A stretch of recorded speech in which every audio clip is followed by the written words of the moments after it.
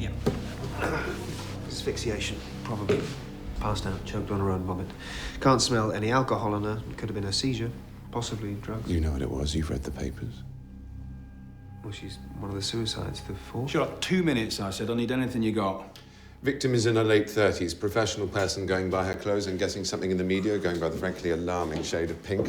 Travelled from Cardiff today, intending to stay in London for one night. It's obvious from the size of her suitcase. A suitcase? Suitcase, yes. She's been married for at least 10 years, but not happily. She's had a string of lovers, but none of them knew she was married. Oh, for God's sake, if you're just making this up... Her wedding ring, 10 years old at least.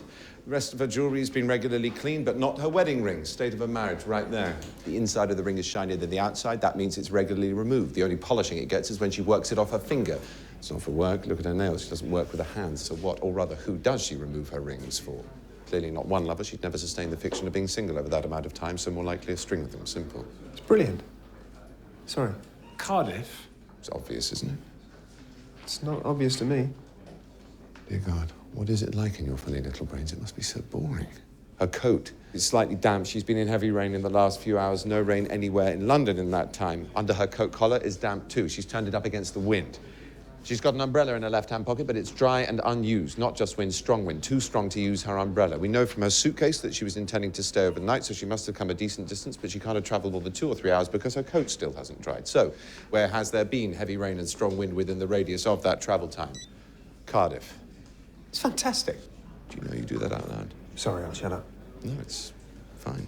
Why do you keep saying suitcase? Yes, where is it? She must have had a phone or an organizer. Find out who Rachel is. She was writing Rachel.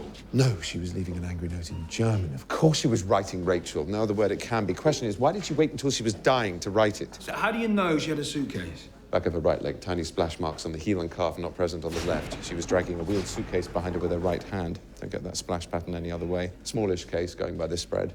Case that size, woman this clothes conscious. Could only be an overnight bag, so we know she was staying one night. Now, where is it? What have you done with it? There wasn't a case. Say that again. There wasn't a case. There was never any suitcase. Suitcase! Did anyone find a suitcase? Was there a suitcase in this house? Sir, there was no case. But they take the poison themselves. They chew, swallow the pills themselves. There are clear signs. Even you lot couldn't miss them. Right, yeah, thanks. And? It's murder. All of them. I don't know how. They're not suicides. They're killings. Serial killings. We got ourselves a serial killer. I love those. There's always something to look forward to.